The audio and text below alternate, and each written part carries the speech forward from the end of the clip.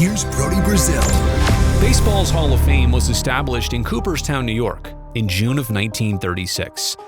And since those very first inductions of 1937, the Baseball Writers Association of America and their voting process have been the primary gatekeepers of who gets in and who stays out.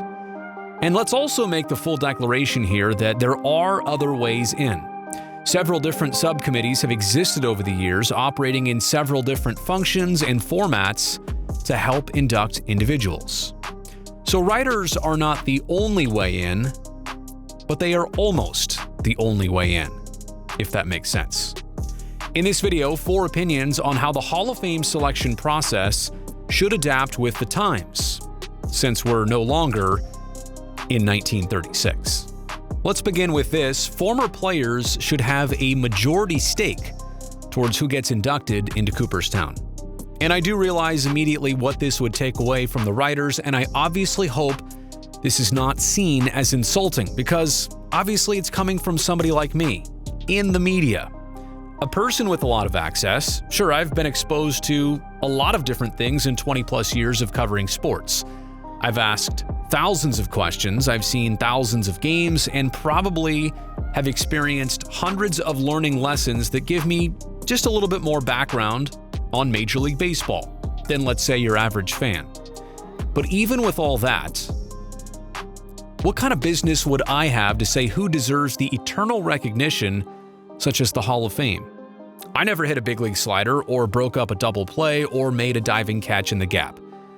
I feel like being all around this stuff does entitle me to a certain opinion, but definitely doesn't translate into the expertise that you might want in a Hall of Fame voter.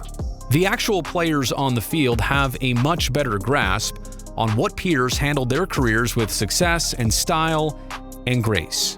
In my opinion, voting should be handled similar to how eligibility is.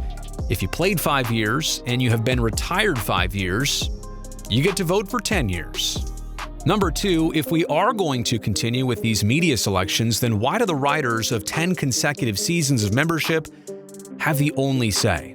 Let's be real here, you'd think they are among the most fair-minded people. I don't disagree with that. Wouldn't they want broader opinions and voting outside of their own craft of writing? Let's also be honest, the job of writing about baseball alone is not much of a thing anymore here in 2020, because if you're in the press, you probably already do it all. Literally, broadcast, podcast, social, and scribing. I'm not making this about electronic versus print media. I've got way too much respect for the longevity and tradition and craft of writers. They often take the most objective and independent stances. I respect that, but I also realize that the lines have blurred dramatically in our business across the last 5 to 10 years alone. Number 3, individual voting needs to be either entirely public or remain entirely anonymous. Let's remember, this is not the same magnitude as, say, your vote for laws or politics. This is literally voting in a popularity contest.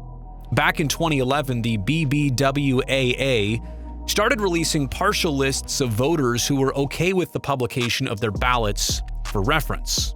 By the way, in 2020, we know that 324 of 398 eligible voters put their names towards their selections. That's about 84%. I should also let you know that once you've got your membership active for 10 years in a row in the Writers Association and you start voting, you get to keep voting for 10 years, even past your retirement.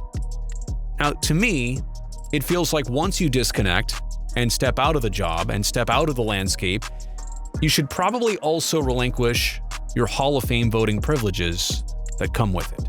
At number 4, it needs to be decided, is the Hall of Fame about performance or personality or both? And what about scandals of betting and cheating or breaking laws? Clearly, all of this is apples and oranges, but everyone's opinion on what the Hall of Fame should be is different.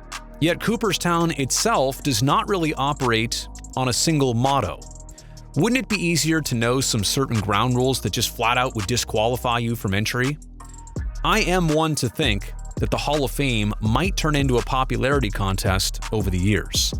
But I also realize if this is going to be one of the only ways to document our national pastime, let's say 500 years down the road, we ought to be doing this right. We owe it to ourselves. Let me know what you think about any or all of this in the comments section below.